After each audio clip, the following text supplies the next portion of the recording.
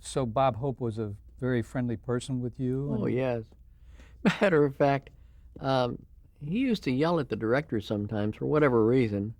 And I asked the associate producer, Sil Karankini, was a good friend of mine. I said, Sil, I says, Bob has never yelled at me. He says he only yells at the high-priced help. So that's the reason. But he and I got along great, and I've never had an argument with him.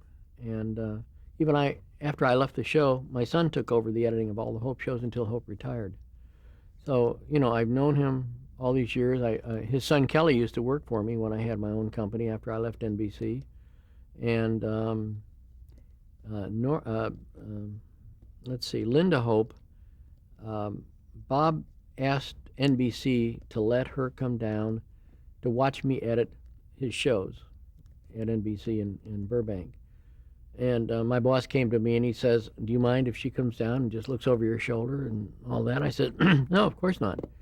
So Linda and I spent a couple of weeks, and she asked all kinds of questions and so forth, and that was her first exposure, I guess. And then later on, I think she went on to a film school in London, I believe, and did a film in India and did all kinds of other things. And now she's running Hope Enterprises now, I believe. Tell me what kind of editing techniques you used there.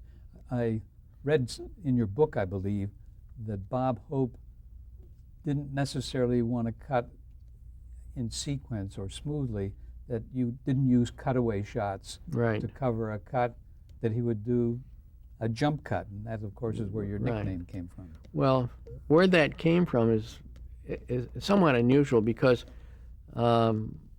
the portion of each program that got it to time was the monologue.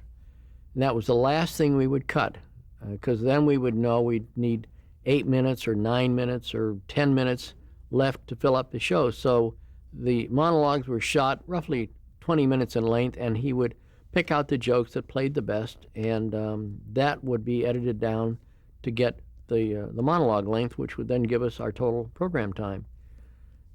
The problem when I was doing it was that there was only a close-up, chest up, and then a head-to-toe.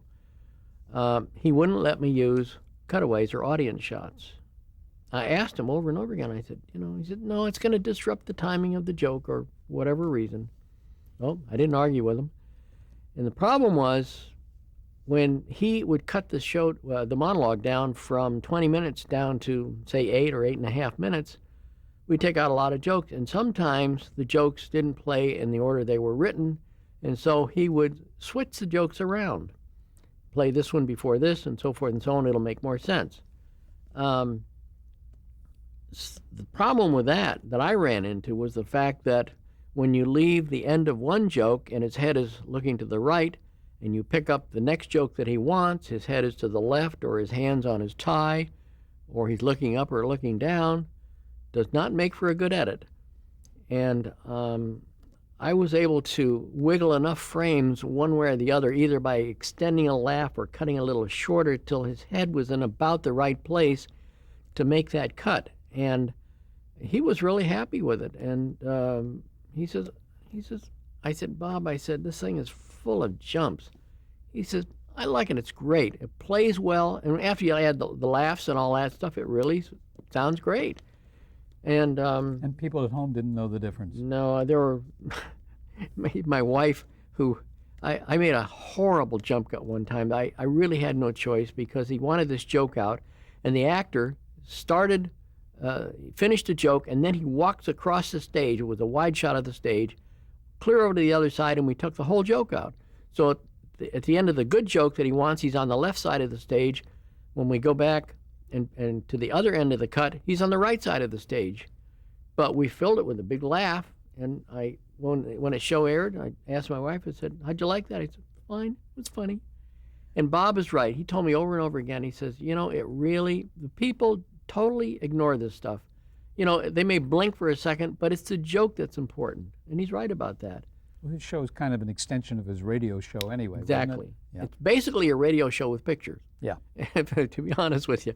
And so one time when I was complaining that I was really working long, long hours on that show. I mean, as I said, he would come in at 6 o'clock reviewing and then make a whole bunch of changes, and I would have to stay all night till the next morning so he could see them. And that was hard on everybody. And I just went to Sil Karankini, his associate producer, one time, and I said, I'm tired. I said, I just can't do this anymore. I got to have some time off. And so he said, well, go talk to Bob. I said, I'm not going to talk to the star. You talk to the star. That's your job. I don't go up to him and say anything to him. No, if you want to get off, you're going to have to do it. So I said, I won't do it. So one day, he was up getting ready to shoot a show, and Sil calls me and he said, Bob wants to see you in his dressing room. I said, what do I do now? He said, you didn't do anything, just go see him. So I walk in there, and Bob's in there putting on makeup, and he says, what is this? I understand you don't like me anymore. I said, no, Bob, that's not the reason. I said, I've been working these long hours, and I said, it's affecting my family life and all that. He said, I'll tell you what. He says, if you want, go see my secretary, Miss Hughes, and she'll give you the key to the Palm Springs house. He had a little house over there for guests. And he said, you can use it anytime you want. I said, that's very nice of you, Bob. I never took him up on it, but I thought it was nice for him to let me do that. And I said, the problem is I got 2 young kids at home, and they both need my attention because I'm not home that much. When I get home, they jump all over me, and they want to play and do this and that. And I said, I can't do that. He says, well, look, he says, I'll tell you what, why don't you, use the house? And I said, but you don't understand. I said, these kids, want a lot of attention. And I says, when I come home, I want to go, sit down and go to sleep and rest. He says, well, when I go on flights and where I go, I take cat naps all the time. And he says, I said, you can do that. I can't. He says, and he just didn't accept that. But we always got along great. We never argued, which was very nice. And he's always been very nice to me and my son, who's also done a lot of work for him. I think between my son and myself, over the years, we've done 170 Bob Hope specials. So he's one of the biggest clients I've ever worked for. It's very impressive. I want to ask you how much material went into a 1-hour broadcast? On the Bob Hope Show? On the Bob Show. We used to shoot probably 4 or 5 to 1. Not a lot by today's standards. Tell us what that means, though. Well, for every foot of film that you see on the screen, they shoot 4 or 5 extra feet, or footage takes, if you will.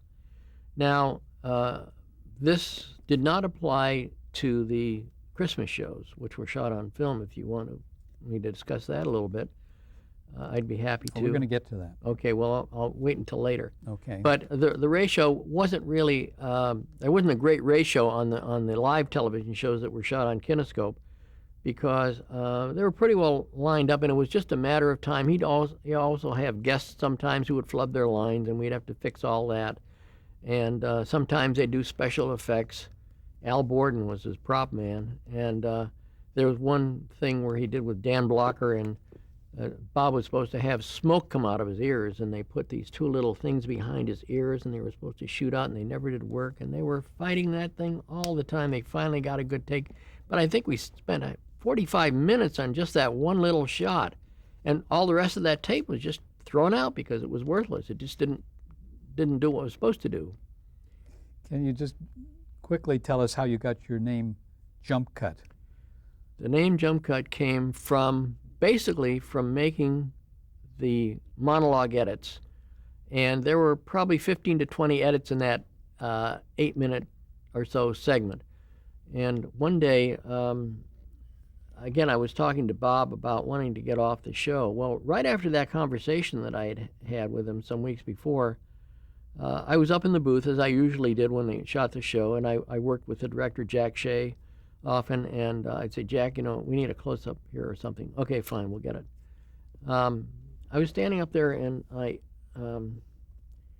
Bob, I was looking at the monitor, and Bob says, he says, bring the mic boom down here. And he says, send Art Schneider down here. And all of a sudden, you get chills up your back because, what did I do now? And I said to Sil, I said, "What's going on?" He says, "Bob wants to see you down there." I said, "I'm not going down there." He says, "Oh, yes, you are."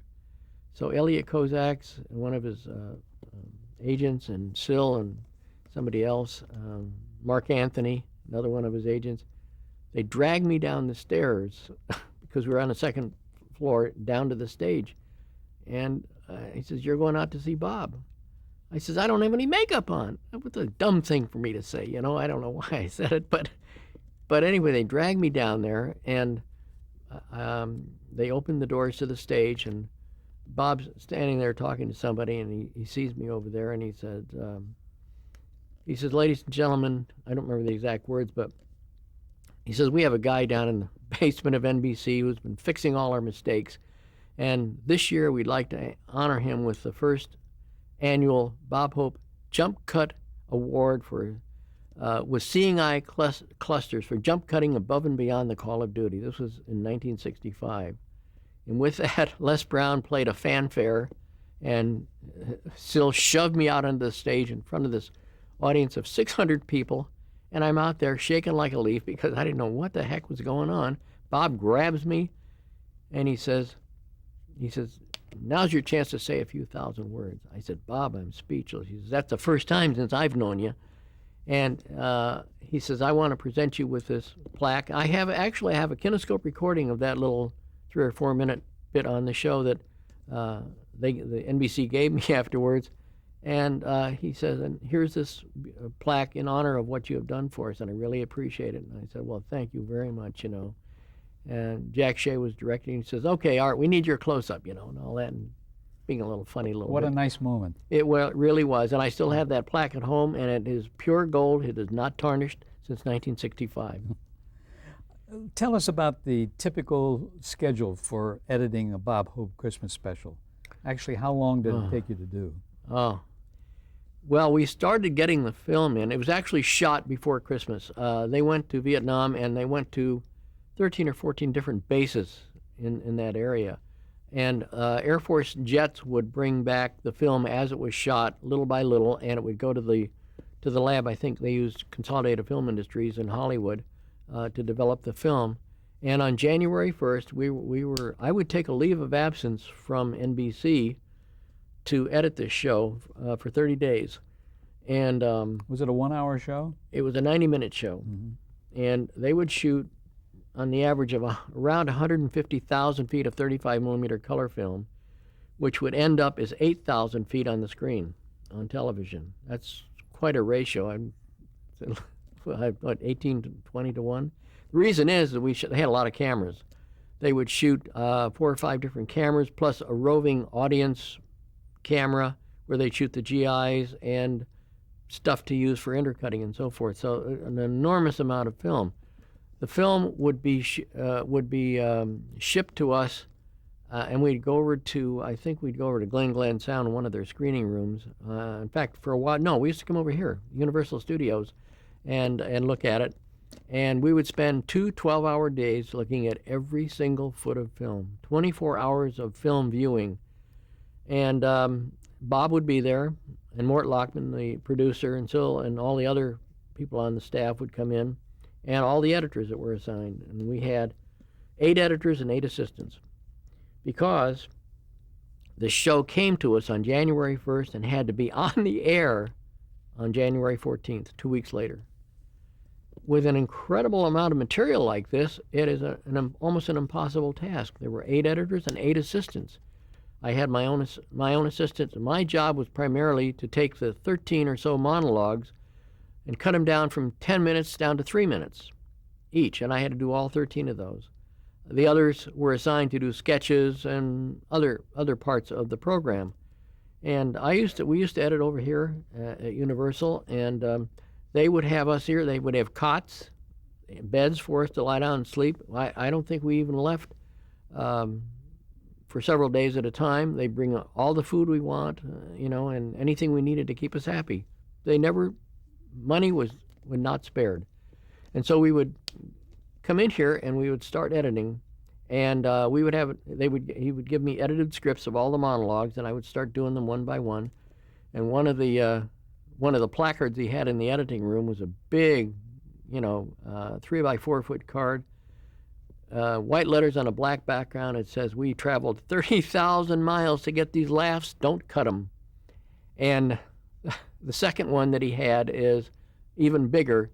"Every shot we ask for exists." Now, that, of course, wasn't really true, because what they think they shot, the cameras weren't necessarily rolling. And that's why we had to look at all 150,000 feet of that film to be sure that what they asked for, we really had on film. Did you have any last-minute emergencies on a picture All the like that? time. All the time. Yes, there were emergencies left and right. Before I get to that, there was one incident that I thought was kind of interesting, where I was cutting one of the monologues, and I had my assistant with me, and Bob wanted to take a joke out. I said, "Okay." I said, and he didn't want to use an audience shot of the GI for some reason, because he felt the timing would be thrown off. So I said, "Okay, I'll cut it together." And I cut this together and showed it to my assistant. He says, "Bob's not going to accept that." He says, "You're crazy. That's a horrible jump cut." I says, "I'll bet you $5 that he accepts it." He says, "You're on."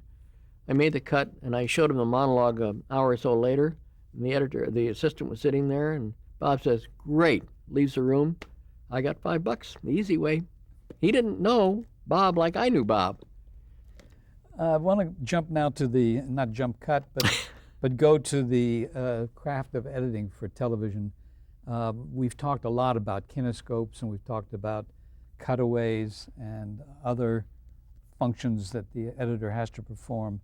But let's just, in simple terms, for the people who are going to be watching this years from now, get into what the editor does, just in simple terms. The editor is basically a storyteller. He takes the material that's handed to him with the script, goes over it with the director most of the time. Sometimes I've had to work without ever seeing the director, and his associate director would come down, or someone that he designates that knows what the director wants would work with me. I prefer to edit without anyone looking over my shoulder. That kind of slows things up. But there are times when that's unavoidable for reasons of time and other reasons. But generally speaking, I can usually, if I've given a clear script, I can go ahead and just start editing on my own, put a rough cut together, call the director down, have him look at it, and make the changes. And if you're a good storyteller, if you can get what the director wants on film and get the continuity and the story and the flow and the timing, then you've done a good job. Tell us what a rough cut is. A rough cut is the first assembly of all the footage in sequence. And a lot of times, the reason it's called rough is that there are some scenes that haven't been shot yet. And so they put in a slug of blank film and indicate that there's stuff to be shot there, or it'll be coming from the lab later or whatever. So a rough cut is essentially what it means is it's in rough form, but it's pretty much in continuity the way it will air, but there's a lot of polishing yet to be done on it. Tell me, what elements have to be changed to get to the final cut? The continuity has to be polished to the point where the director says, "That's what I want." And I've worked with some directors that are very, very particular about that. Polishing it includes adding any indicators for special effects, dissolves, fades, wipes, whatever, or titles, and gets to the point where the timing of the program is exactly to the frame in length. So if it's a 30-minute show, is not 30 minutes long. It's generally, I forgot the exact number, but 22 minutes and some odd seconds, because the rest of the time is filled up with opening and closing billboards and screen credits and things like that. So you're really talking about 22 minutes, but it all has to be timed so the program length is exactly to time. Now, you worked with both 16 millimeter film and 35 millimeter. Right. In what framework did you use those? I mean, you mentioned that some of the 35 millimeter film came from the East Coast. by independent Right. camera people. Right. But did you work mostly on 16 millimeter? When we edited videotape, we edited almost exclusively on 16 millimeter, strictly because of the fact that, number one, we had our own lab in-house, and number two, the time constraints that we had. If we had gone to 35, we would have had to send it out to a local lab, which means traveling all the way across Hollywood and back. And when we were doing these 3-hour zone delays, they were all 35 millimeter, and our primary kinescope was on 35 millimeter, and there was a total of a 3-hour delay from the time it started recording till the time it aired again. So if a show, for example, like Milton Berle, or your show of shows, came into us at 5 o'clock our time, it would have to go back on the air at 8 o'clock our time, 3 hours later. So the film would have to be developed, photographed, put in a box, wrapped against light, sealed, taken down to the lab in Hollywood, and then the driver would come back and wait for a predetermined length of time, and then he would drive on back down to the lab, pick up the the developed film, and I would, meantime, have a magnetic soundtrack. Now, the film was in 35 millimeter, but the magnetic sound was 16 millimeter. It's, again, a cost savings device. Quality was more than adequate for what we were doing. And so this film would come back to us, and sometimes there was a film break in the lab. And if that happened, we made a backup protection of everything that we shot, and that backup was processed in our local lab at NBC. 16 millimeter. 16 millimeter. So if, for some unforeseen reason, the 35 millimeter disappeared off the face of the earth, we could run that poor quality 16 millimeter, but at least we wouldn't have to rebate any money. So that was always a backup, and from time to time, the technical director would have to switch to it for reasons such as the 35 millimeter would break in the lab, and or it would be late, or traffic, the driver couldn't get back in time. So we ran into problems like that, not too often, but enough to give you an ulcer from time to time. So we had to be very careful. But once the broken film got back, we would put it in a synchronizer with the 16 millimeter backup to the point where it broke, splice on white blank film until we got back in sync, and then we would then take both these films up to the projectionist, who would start them at the program start time, and I would have to stand up there and tell him exactly, you switch over now, and now you come back, and that was it. It happened maybe 3 or 4 times a year. Explain for us what a work print is. A work print is exactly what the word means. It's something you work with, but it is not the final product. A work print is a copy of the original camera negative in print form that you can view on a projector, on a screen, on a moviola, on any other type of viewing device, so that you can make changes, you can cut it apart, you can switch it around, you can do almost anything you want with it. And every, up until digital video came in, all of our film, in fact, a lot of it is still done that way today. A work print is made, a copy of the negative, off the copy of the negative. It is then cut up by the editor and created in story form, and of course, then when it's approved, then a negative cutter matches or conforms the edited work print to the original camera negative, and good, clean, color-corrected positive prints are made for projection or for television or whatever. And that next step is the answer print, and then that's followed by the release print, right? Correct. The answer print is the first print that comes back from the laboratory after you send it in and the negative has been cut. There's a fellow at the lab called a timer who goes through this and goes scene by scene. If there's even 500 scenes in there, every one of those has to be corrected so that they match, and it's a smooth color transition so that there's not a jump from one color or brightness or contrast between one scene and another. Tell us about the double system method of editing. It's something you developed, wasn't it? Well, I developed it along with several other people, but we needed a way to edit videotape, and because cutting the videotape, as I explained earlier, is a cumbersome and kind of dangerous way to edit, because number one, the videotape itself, once cut, it's like cutting a negative, and if you make a mistake, it's almost impossible to fix. It can be fixed, but it doesn't always look very good. So we decided that we needed to find another way to be able to edit videotape and use a work print, as we just mentioned, as a device to allow us to create a story. Did this represent a step forward for the editing of the videotape?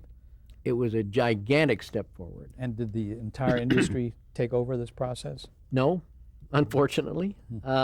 However, we were so good at it at NBC that I worked on a lot of television specials, edited television specials for the other networks and independents. At one point, I saw my screen credit on the same night on 3 different networks. I worked for ABC, CBS, as well as NBC. I mean, I didn't work for them, but the producers brought the material in. We did the editing and the finish work, shipped the final tape to them, and that's how it worked.